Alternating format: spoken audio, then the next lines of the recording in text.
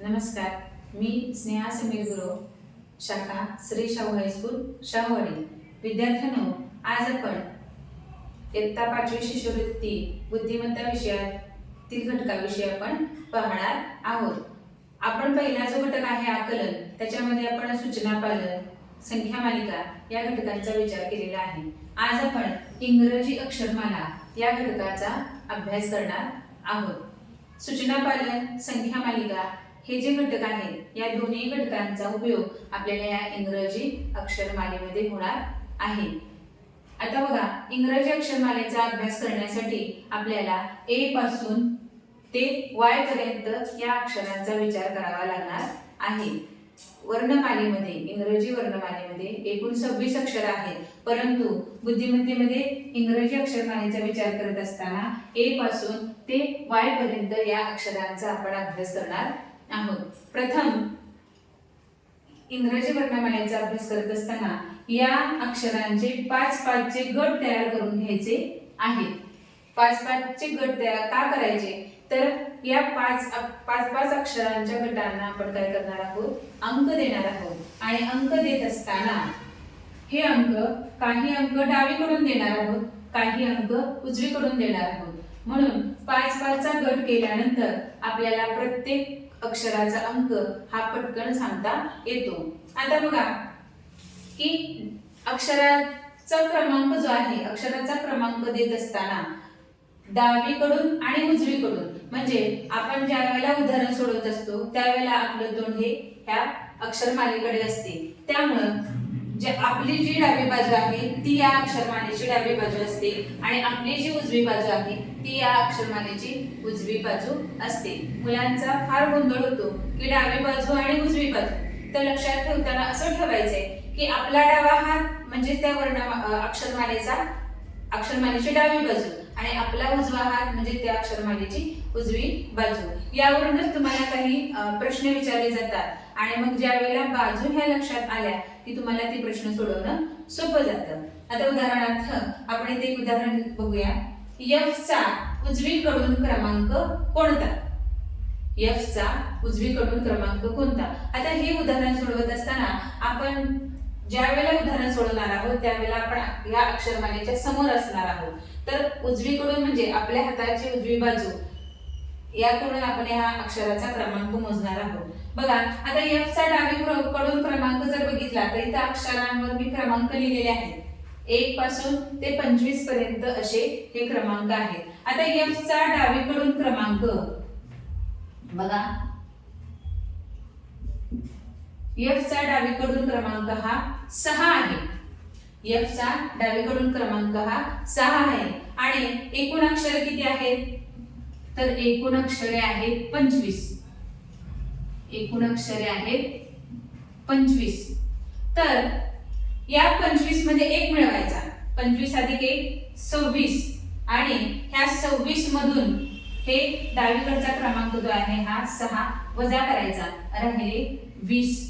म्हणजे ज्या वेळेला तुम्ही उजवीकडून क्रमांक मोजणार आहात त्यावेळेला एफ चा क्रमांक हा उजवीकडून किती येणार आहे, तर 20 हा क्रमांक येणार आहे. आता तुम्ही इथं अंक ह्या अक्षरांच्या वेळेला इकडून उलट्या स्वरूपात अंक द्यायचे. 1 2 3 4 5. 5-5 चा गट आहे. 6 7 8 9 10 11 12 13 14 15 16 17 18 19 आणि 20. बघा, उजवीकडूनचा जर क्रमांक मोजला तर हा एफ चा किती क्रमांक आला, 20 क्रमांक आलेला आहे. तसंच आपण पुढच्या अक्षरांना क्रमांक देऊया. तर असे बघा, डावीकडून क्रमांक, वरचे जे क्रमांक दिलेले आहेत ते डावीकडून क्रमांक दिलेले आहेत, खालील जे क्रमांक दिलेले आहेत ते उजवीकडून क्रमांक दिलेले आहेत. म्हणजे अक्षरमालेची डावी बाजू आणि उजवी बाजू समजून घेणं फार महत्त्वाचं आहे. पुढील उदाहरण बघूया. ओ अक्षराच्या उजवीकडील 5वे अक्षर कोणते? आता अक्षरमालेमध्ये ओ हे अक्षर आपल्याला पाहायचे आहे. तर बघा, ओ हे अक्षर डावीकडून बघितलं तर हे 15व्या क्रमांकावर आहे. आता उजवीकडून बघितलं तर हे 11व्या क्रमांक आहे. आपल्याला प्रश्न वाचून तो नीट समजून घ्यायचा आहे. तर बघा, ओ अक्षराच्या उजवीकडील म्हणजे ओ अक्षराची उजवी बाजू म्हणजेच आपली उजवी बाजू असणार आहे. उजवी बाजू म्हटलं कोणत्याही अक्षराची उजवी बाजू म्हटलं की त्या अक्षराच्या पुढील अक्षर आपल्याला मोजायचे आहेत आणि डावी बाजू म्हटलं तर पाठीमागील अक्षरे आपल्याला मोजावी लागणार आहेत. आता ओ अक्षराच्या पुढील आपल्याला 5वं अक्षर काढायचं आहे. तर आपण आता सहजपणे इथं मोजू शकतो. आता ओ अक्षराचा क्रमांक, ओ अक्षराचा क्रमांक, आता अक्षरमालेमध्ये आपण पाहिलं तर ओ अक्षराचा क्रमांक हा 15 आहे. तर 15च्या पुढे आपल्याला 5 नंबरचा अक्षर घ्यायचा आहे. म्हणजेच 15 अधिक 5 बरोबर 20. म्हणजे 20 नंबरचं जे अक्षर आहे हे ओ अक्षराच्या उजवीकडील अक्षर आहे. तर 20 नंबरचं अक्षर कोणतं आहे बघा, 16, 17, 18, 19 आणि 20. म्हणजे टी हे अक्षर जे आहे हे 20वे अक्षर आहे.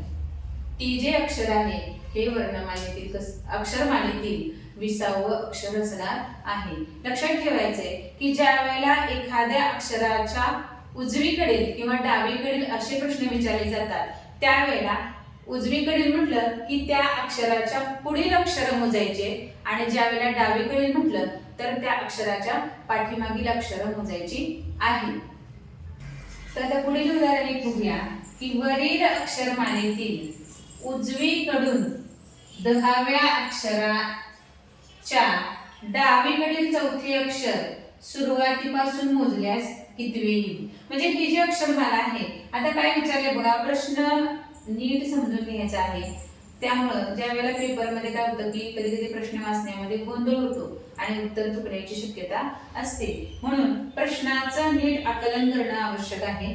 वरील अक्षरमालेतील उजवीकडून 10व्या अक्षराच्या म्हणजे आपल्याला उजवीकडून पहिल्यांदा 10वं अक्षर काढावं लागणार आहे. बघा आपण मोजूया उजवीकडून 10वे अक्षर 5 आणि हा 5चा गट कोणतं अक्षर आलेलं आहे आपलं पी अक्षर आलेलं आहे. उजवीकडून 10वे अक्षर, उजवीकडून 10वे अक्षर जे आहे ते कोणतं आलेलं आहे तर पी हे अक्षर आलेलं आहे. उजवीकडून 10वे अक्षर पी. पी या अक्षराच्या उजवीकडून 10वे अक्षर पी आले. काय सांगितलं पुढे अक्षराच्या डावीकडील चौथे अक्षर म्हणजे पी या अक्षराच्या डावीकडील चौथे अक्षर. आधीच्या उदाहरणामध्ये सांगितलं आपण की ज्या वेळेला डावीकडील म्हटलं तर त्यावेळेला त्या अक्षराच्या पाठीमागील अक्षर मोजायची आणि उजवीकडील म्हटलं की पुढचे अक्षर आपल्याला मोजावे लागणार आहेत.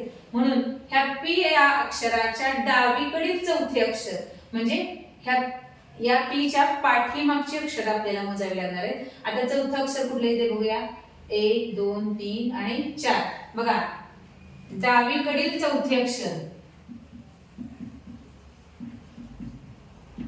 डावीकडील चौथे अक्षर कुठलं आले यल हे आलेलं आहे. पी अक्षराच्या डावीकडील हे अक्षर कोणतं आलेलं आहे यल. आता काय प्रश्न विचारलाय डावीकडील चौथे अक्षर सुरुवातीपासून मोजल्यास कितवे येईल. आता सुरुवातीपासून म्हणजे आपल्याला डावीकडून मोजायचं आहे. सुरुवातीपासून जर बघितलं तर किती क्रमांकाचा आहे तर 12 क्रमांक आहे. म्हणजे सुरुवातीपासून मोजल्यास यल हे अक्षर कितवे येईल हे 12वे अक्षर येईल.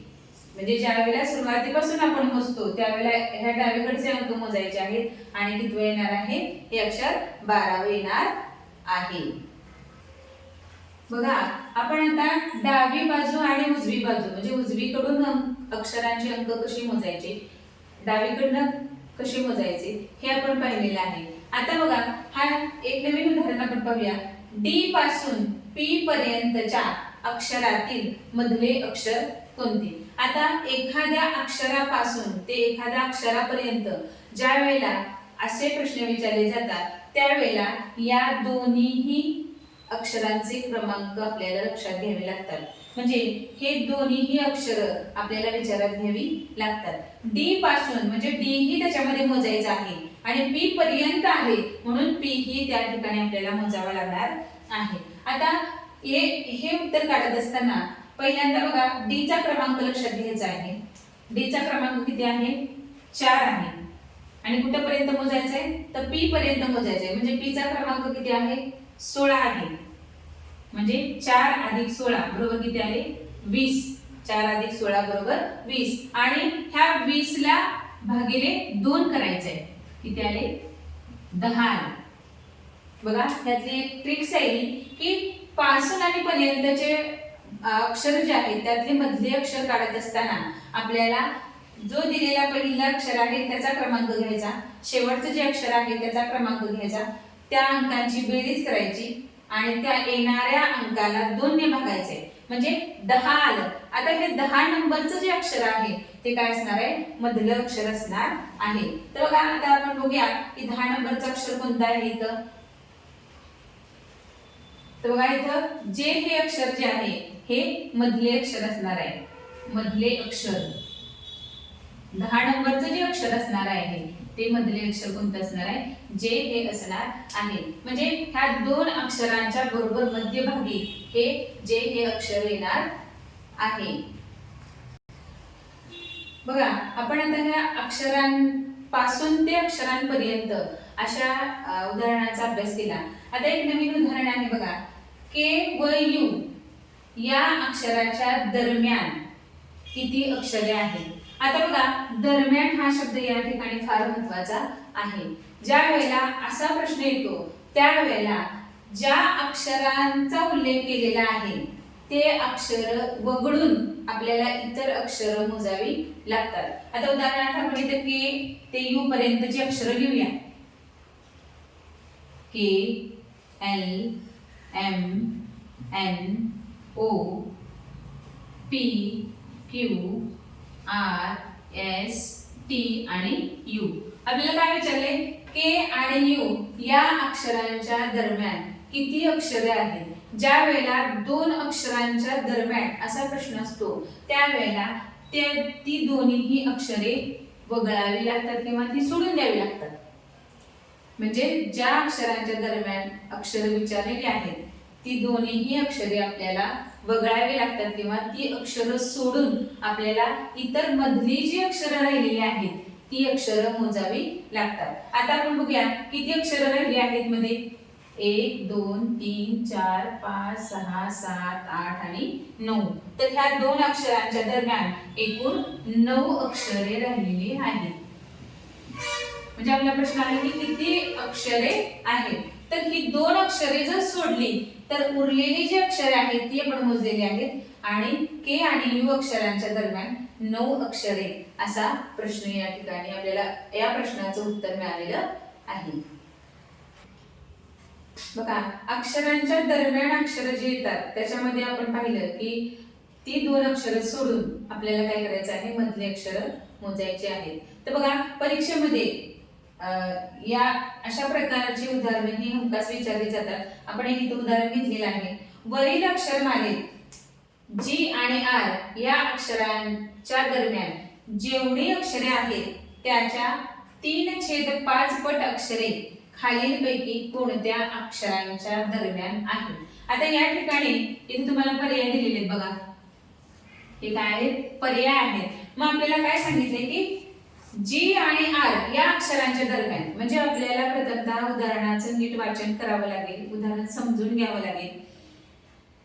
वरील अक्षरमालेत जी आणि आर काय सांगितले की या अक्षरांच्या दरम्यान जेवढी अक्षरे आहेत म्हणजे आपल्याला पहिल्यांदा जी आणि आर या अक्षरांच्या दरम्यान किती अक्षरे आहेत हे पहिल्यांदा मोजून काढावं लागेल. तर बघा जी व आर अक्षरांच्या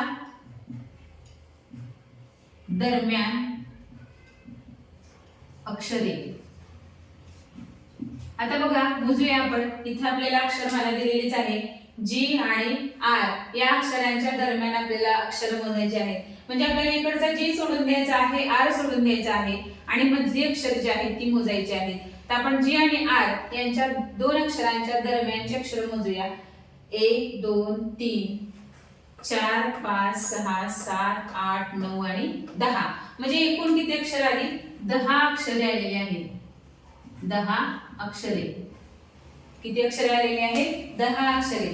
जी आणि आर यांच्या दरम्यान म्हटलं की आपल्याला जी पण सोडून दिला पाहिजे आणि आर पण सोडून दिलं पाहिजे आणि त्या दोन अक्षरांच्या दरम्यानचे आपण अक्षर मोजलेले आहेत. तर ती किती आलेली आहेत एकूण 10 अक्षर आलेली आहेत. आता या 10 अक्षरांच्या 3/5 पट अक्षरे खालीलपैकी कोणत्या गटात आहे. आता त्या पट्टीमध्ये आपल्याला संख्या काढावी लागणार आहे की 3/5 10च्या 3/5 पट म्हणजे किती अक्षर. तर बघा 10 गुणिले 3/5 असं आपल्याला या ठिकाणी गुणाकार करावा लागणार आहे. तर बघा इथे संक्षिप्त रूप देऊया. 5 एके 5 5 दुणे 10 राहिले 2 गुणिले 3 म्हणजे 3 दुणे 6. म्हणजे आपल्याला असे अक्षरांचा गट शोधला पाहिजे की त्या दोन अक्षरांच्या दरम्यान 6 अक्षर आली पाहिजे. आता पहिल्यांदा बी आणि एच च्या दरम्यान अक्षर किती येतात बघूया. तर इथं बी आहे आणि इथं एच आहे. आपल्याला बी ही सोडून द्यायचं आहे आणि एच ही सोडून द्यायचं आहे. उरलेले अक्षर मोजायचे 1 2 3 4 5. म्हणजे पहिल्या गटामध्ये किती अक्षर येत आहेत. पहिला जो पर्याय आहे त्याच्यामध्ये किती अक्षर येत आहेत तर 5 अक्षर येत आहेत. त्यामुळे पर्याय हा होऊ शकत नाही. त्यानंतर दुसरा पर्याय बघूया के व यस. आता के आणि यस म्हटल्यावर इथं के आहे आणि इथं यस आहे. म्हणजे ही दोन्ही अक्षर आपल्याला सोडून द्यावी लागणार आहेत. 1 2 3 4 5 6 7. म्हणजे के आणि यस या पर्यायामध्ये किती अक्षर येतात तर 7 अक्षर येतात. म्हणजे आपल्याला हेही उत्तर असू शकत नाही. आपल्याला 6 अक्षर हवे आहेत. त्यानंतर आपण एच व ओ बघूया. एच आणि ओ. आता ह्या दोन अक्षरांच्या दरम्यान अक्षर पाहिजे 1 2 3 4 5 आणि 6. बरोबर आहे. तर बघा 6 अक्षर आपल्याला हवी आहेत. म्हणजे आपला पर्याय क्रमांक जो 3 आहे एच व ओ. एच आय जे के एल एम एन आणि ओ. म्हणजे ही दोन अक्षर आपल्याला सोडून द्यायची आहेत. किती अक्षर उरतात बघा 1 2 3 4 5 आणि 6. म्हणजे 6 अक्षरे. किती झालेली आहेत 6 अक्षरे. म्हणजे आपल्या या ठिकाणी पर्याय क्रमांक 3 जो आहे हा पर्याय क्रमांक 3 बरोबर आहे. तर बघा इंग्रजी अक्षरमालेचा अभ्यास करत असताना सगळ्यात महत्त्वाचं म्हणजे त्या तुम्हाला अक्षरांना दिलेले क्रमांक हे लक्षात ठेवणं महत्त्वाचं आहे की अक्षरांचे डावीकडून क्रमांक अक्षरांचे उजवीकडून क्रमांक हे तुमचे पाठच झाले पाहिजेत. पटकन तुम्हाला अक्षरांचे क्रमांक जर लक्षात आले तर उदाहरण सोडवायला वेळ लागत नाही. त्यानंतर एखादं मध्यभागी येणारं अक्षर 2 अक्षरांच्या बरोबर मध्यभागी येणारं अक्षर तुम्हाला काढता आलं पाहिजे. त्यानंतर बघा एका अक्षरापासून दुसऱ्या अक्षरापर्यंत ज्या वेळेला एका अक्षरापासून दुसऱ्या अक्षरापर्यंत असा शब्द असतो त्यावेळेला त्या दोन्ही अक्षरांचा उदाहरण सोडवताना विचार करावा लागतो. त्यानंतर बघा डावीकडून आणि उजवीकडून तुम्हाला मी सांगितलं की डावीकडून आणि उजवीकडून मोजत असताना आपल्या हाताची डावी बाजू ती अक्षरमालेची डावी बाजू, आपल्या हाताची उजवी बाजू ती अक्षरमालेची उजवी बाजू हे नेहमी लक्षात ठेवलं पाहिजे.